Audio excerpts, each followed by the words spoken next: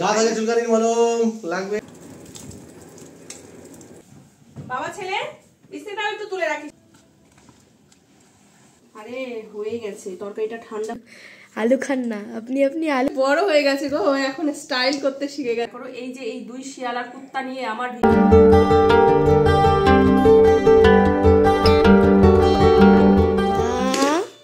ও মা, মা ম্যাগি বানালে না?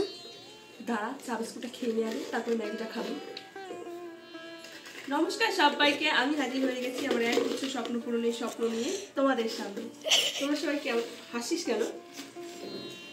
তোমরা সবাই কেমন আছো? আশা করছি ভালো আছো। আমরাও তো খুব ভালো আছি। তো আজকে হচ্ছে বুধবার আর এখন ঘড়িতে বাজে হচ্ছে 11টা। তো এখন থেকে ভিডিওটা শুরু করছি, তোমরা দেখো, আশা করছি তোমাদের ভালো লাগবে। গলার অবস্থা খুবই খারাপ, ঠান্ডা লেগে যাচ্ছে। ওই যে সোনাকে নিয়ে পড়তে যাচ্ছি না সন্ধ্যেবেলা। তোমাদের ওখানে ওই যে এবার হয়েছিল যেরকম হ্যালো টেস্টিং, টেস্টিং এর পর আর কিছু বলছেই না, hello testing, testing mic testing, mic testing, ওরকম করতে থাকো, ঠিক হয়ে যাবে। তো হচ্ছে গিয়ে এই যে এখন হচ্ছে চা বিস্কুটটা, ওদিকে রান্নাঘরে ভাত বসিয়ে দিয়েছি। চন্দ্র আবার ডিউটি যাবে, আমার স্নান পুজো হয়নি, তো রান্না বান্না করে তারপরে স্নান পুজো করবো।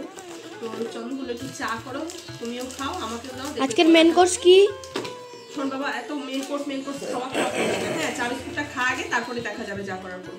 তো যাই হোক, এখন চা বিস্কুটটা খাই, চলো দেখতে থাকো সারাদিন। আশা করছি তোমাদের খুব। দেখো কয়টা পাপড় সুন্দর হলো, আবার কয়টা পাপড় কেমন যেন গায়ে সেই বসন্ত রোগের মতো গুটি গুটি হয়ে রয়েছে। দেখো, হ্যাঁ এমনি মচমচা হয়েছে। তো এই যে চন্দনকে খেতে দিয়ে দিয়েছি। কালকে ডাল আর পোস্ত করেছিলাম, কালকে তো নিরামিষ ছিল। তো ওই যে আলু ফুলকপি পোস্ত করেছিলাম, আর হচ্ছে গিয়ে কি বলে মুগের ডাল করেছিলাম। তো এখন ওকে পাঁপড় ভেজে দিলাম। তো এখন রান্নাঘরে আমি রান্না করবো, আমি ভাবলাম যে ওকে খেতে দিয়ে নিই, রান্না করে উঠতে পারলাম না। এই দেখো রান্নাঘরের অবস্থা কি দেখেছো, সব এলো মেলো করা, চারিদিকে একদম ছড়ানো ছিটানো। তো এখন হচ্ছে গুছিয়ে নিয়ে, ভাত হয়ে গেছে আর ডাল রয়েছে, আর এই ইয়ে করবো আজকে রান্না, কি বলে এই যে সয়াবিন দিয়ে আলু দিয়ে কষা আর কি তরকারি করব। চন্দন আবার সয়াবিন আলুর কষা খেতে ভালোবাসে, রাতে এসে তো রুটি খাবে। তো যাই হোক, এই যে আমি এখন আলুগুলো কাটবো।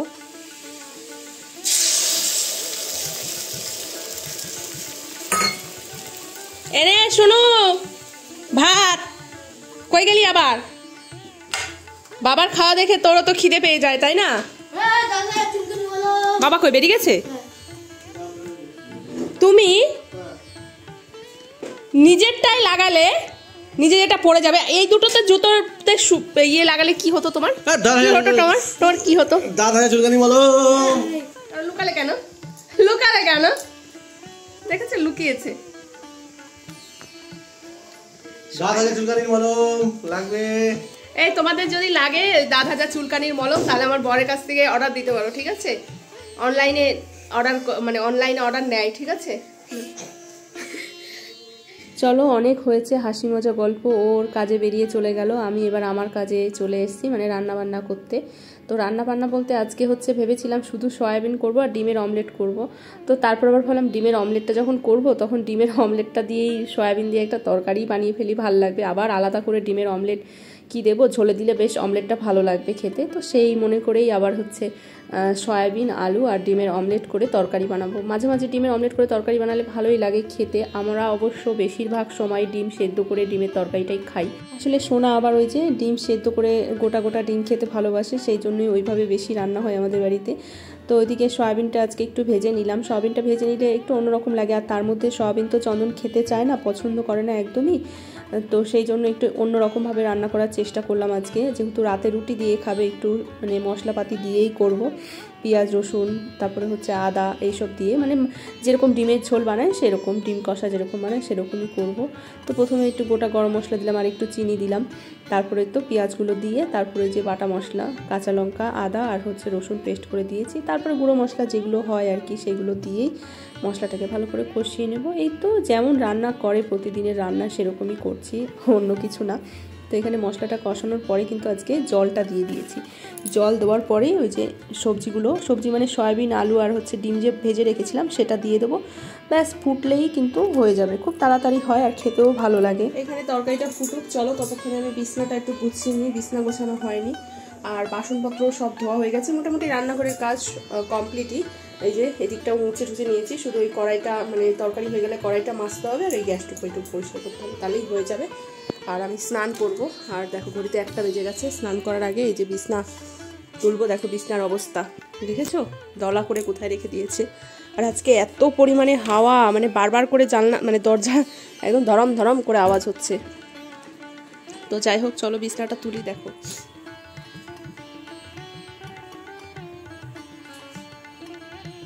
উঠবি তুই কি উঠবি? শোনো অনেক করেছি, সর বাবা ছেলে, বিছনাটা একটু তুলে রাখিস না, আবার ডায়লগ মারিস। সর এখান থেকে, সর তাড়াতাড়ি, সর বিছনা তুলতে দে। দেখো আমি বিছনা তুলছি, এসে শুয়ে পড়েছে। এত জ্বালাতন করে বিশ্বাস করো, এত বড় হয়ে গেছে তারপরেও এত জ্বালাতন করে। পড়তে বসেছে কতবার ওঠে। শুক্রবার থেকে পরীক্ষা, ওর কোনো চিন্তাই নাই, ওর পরীক্ষা আমার চিন্তায় ঘুম সব উড়ে গেছে জানো তো, এইরকম একটা অবস্থা। আসলাম বিছানা তুলতে এসে দেখি নোংরা নোংরা লাগছে কেমন চাদরটা, আসলে সাদা চাদর তো ওই জন্য কেমন যেন একটু লাগছে। তো ভাবলাম যে থাক একেবারে চাদরটা চেঞ্জই করে নিই, যখন রান্না বান্না কাজ বাজার নেই সেরকম, তো থাক করে নিই। আর সকালবেলা ঘর ঝাড় দেওয়া ঘর মোছা হয়ে গেছে, সকালবেলা উঠে না আগে ঘর ঝাড় দেওয়া ঘর মোছাটা করে নিই, কারণ রান্নাঘরে ঢুকতে হয়। তো রান্নাঘরে ঢুকে গেলে না ওই রান্না করতে করতে অনেকটাই বেলা হয়ে যায়, তো সেই জন্য না ঘর মুছতে আর ঘর ঝাড় দিতে অসুবিধা হয়। আর তার মধ্যে বাসি ঘরে চন্দন চলে যাবে, সেই জন্যই ঘরটা আগে কোনো রকমে মানে ঝাড় দিয়ে মুছে নিয়ে তারপরে রান্নাঘরে ঢুকে যাই। স্নানটা আর করা হয় না, স্নান করতে গেলে দেরি হয়ে যায়, ওদিকে পুজো থাকে, তো সেই জন্যই। তো এই তো চাদরটা চেঞ্জ করব, রান্না তো ওইদিকে হয়েই গেছে, চাদরটা চেঞ্জ করে ঘরটা ঝাড় দেবো। মানে ঘর তো সকালে একবার ঝাড় দেওয়া মোছা হয়েছে, তারপরে ওই যে বিছানার চাদর চেঞ্জ করলে দেখবে এত পরিমাণে মানে ধুলো, ঘর বাড়ি নোংরা হয় কি বলবো। জানি না বিছানায় এত ধুলো কোথার থেকে আসে, রোজই তো বিছানা ঝেড়ে শোয়া হয়, তারপরেও ওই যে তোষকের মধ্যে না মনে হয় ধুলোগুলো এসে একদম জমে থাকে। আর সেগুলো যখন ওই যে মানে বিছানা ঝাঁটা দিয়ে যখন ঝাড় দিই না, পুরো ধুলোতে একদম ঘর বোঝা যায়, আর খাটের মানে সাইডগুলোও না বোঝা যায় যে ধুলো ধুলো।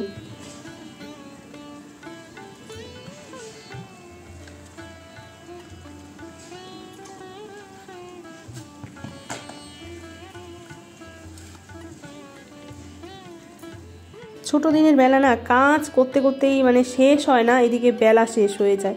তো আজকে এই যে কয়টা জামা কাপড় কেচে দিলাম, বেশি কটা কাচিনি, মানে ওই যে সেই দিন যে গেছিলাম ওই মিউজিয়ামে, তো সেই দিনকার কিছু জামা কাপড় ছিল, মানে বারান্দায় এনে রেখে দিয়েছিলাম, খেয়ালই ছিল না। আসলে বারান্দার দরজাটা না এখন বন্ধই রাখা হয়, প্রচুর পরিমাণে হাওয়া আসে, আর হাওয়ায় না ওই বারান্দা দিয়ে ধুলো বালি সব ঘরের মধ্যে ঢোকে, তো সেই জন্য বন্ধ থাকে। আর যে জামা কাপড়গুলো রয়েছে আমার খেয়ালই নেই। আজকে ওই যে ঘর ঝাড় দেওয়ার ঝাঁটাটা আনতে গিয়ে হঠাৎ করে চোখে পড়েছে যে এই জামা কাপড়গুলো রয়েছে, তো সেই জন্য ভাবলাম যে না কেচে ধুয়ে দিই, জামা কাপড় জমে থাকলে তো আবার জমবে, আবার সোনার পরীক্ষা। মা তোমার এখনো হয়নি? আরে হয়ে গেছে, তরকারিটা ঠান্ডা হয়ে যায় দেখে আজকে কড়াই থেকে ঢালিনি, তরকারিটা গরম করলাম, এখন এই যে ঢালবো। খাওয়ার সময় ঠান্ডা হয়ে যায় না, এখন ঢাললেই হয়ে যাবে। ভালো আছে, ডাল নিবি একটু? হ্যাঁ, তো এই যে আমরা খেতে বসে পড়েছি। কালকে ডাল রয়েছে একটুখানি, পোস্ত। ডিমটা কি ফ্রেশ, দেখো এই যে ডিমটা কি ফ্রেশ, ডিম আবার ফ্রেশ, ওই তো মাছটা কি ফ্রেশ। তো যাই হোক চলো খাওয়া দাওয়া করে নিই। আমাকে একটু ঝোল দিও তো মা। ভালো ছিল হেব্বি, দেখো না এটা রুটি দিয়ে বেশি ভালো লাগে তরকারিটা, বল? হ্যাঁ, আমার একটু লবণটা বেশি লাগলো। লবণ বেশি লাগছে, তারপর আবার ঝোল খাবি কি করে? আলু দিও, আমি তো আলু খান না, শুধু আলু খাই। তো মা এই নামটা কিছুক্ষণ আমাকে আগে দিল, আলু খান না আপনি, আপনি আলু খান না। আরে আলু খায় না ও, হ্যাঁ সেই জন্য আমি বলেছি আপনি তো আবার আলু খান না, তাই ও সেইটাকেই টাইটেল হয় না বলো বন্ধুরা, আলু খান না, আর নামটা ধরো আলু। আলু আমি আলু খান না, খাই শুধু আলু। আমি না এই ছোট থালাটাই খাই, কেন বলো তো? এই ছোট থালাটাই খেলে না খাবার গরম থাকে, গরম থাকে, কদিন পর নিজেই গরম হয়ে যাবে। হলো আবার কি করছো? আমি তো রেডি হয়ে বসে রয়েছি নাকি? হয়ে গেছে, এই তো হয়ে গেছে। আমি আটাটা মেখে রেখে গেলাম, সুবিধা হবে এসে বানাতে, না হলে এসে আর ইচ্ছে করে না আটা মাখাতে, বিরক্ত লেগে যায়। হয়ে গেছে, সন্ধে দিয়েছিস? হ্যাঁ চল চলো, এই যে রেডি হয়ে নিয়েছি। আর এই যে ব্যাগটাও নিয়ে নিয়েছি। কি বলতো, হালকা হালকা ঠান্ডা লাগে জানো তো, হালকা না, বাইরে ওই অটোতে উঠলে না বেশ ভালো ঠান্ডা লাগে। তো কালকে না কিছু গায়ে দিয়ে যায়নি, মানে সোয়েটার ফোয়েটার কিছু গায়ে দিইনি। তো রাত্রেবেলা বুঝতে পারলাম যে ঠান্ডা লেগে গেছে, গলাটা ব্যথা করছে। সকাল থেকেই তো বললাম গলাটা ব্যথা করছে। তুই এখনো আমাকে বলছিস হয়নি, আবার তুই এখন ঢং করছিস। ওই দেখো কত স্টাইল করছে, দেখেছো? ওই দেখো স্টাইল। ব্যাগটা নে। আমার ছেলে বড় হয়ে গেছে গো, এখন স্টাইল করতে শিখে গেছে। টিউশনি যাবে, আবার স্টাইল করে মাথায় ওটা দিতে হবে, ওই সই চুলটা আঁচড়াতে হবে। চল তাড়াতাড়ি, নাটক করে, নাটক না করে চলো দিয়ে আসি। ও মা, আমি রুটি খাবো না, ম্যাগি খাবো, ম্যাগি বানিয়ে দাও। সোনা জ্বালাবি না, হ্যাঁ? আমি রুটি তাহলে বলি না কিসের জন্য আগে, তাহলে আমি রুটি বানাতাম না। না না, আমি ম্যাগি খাবো। সোনা জ্বালাবি না, খাবো 10টা খাবো। দেখেছো কেমন করে, দেখো। ও মা গো, তুই কিন্তু রান্নাঘরে এসে আমাকে কম বিরক্ত করবি। খাবো। এই রান্নাঘরে যতবার আসা হয় ততবারই, মানে তুই যদি জ্বালাস ততবারই আমার কিছু না কিছু একটা হয়। খাবো। রুটি খাবি? রুটি বানাচ্ছি না খাবো।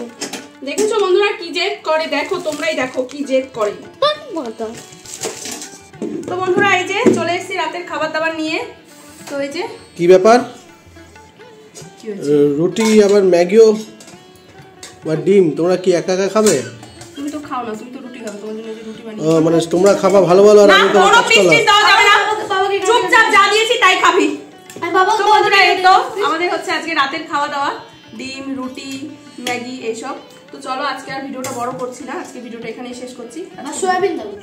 তোমাদের যদি ভালো লাগে তাহলে অবশ্যই লাইক কমেন্ট শেয়ার করো। এই যে এই 2 শিয়ালা কুত্তা নিয়ে আমার ভিডিও করা আছে, কি চাপের বিশ্বাস করো বন্ধুরা। তো যাই হোক, চলো ভিডিওটা ভালো লাগলে অবশ্যই লাইক কমেন্ট শেয়ার করে দিও। চ্যানেলটিকে, আমি শিয়াল না, নতুন বন্ধু হয়ে থাকলে চ্যানেলটিকে সাবস্ক্রাইব করে দিও। ফ্রি আসছি নতুন একটা ভিডিওর সাথে। ততক্ষণ তোমার সবাই ভালো থেকো, সুস্থ থেকো, সাবধানে। Tata, good night. আগে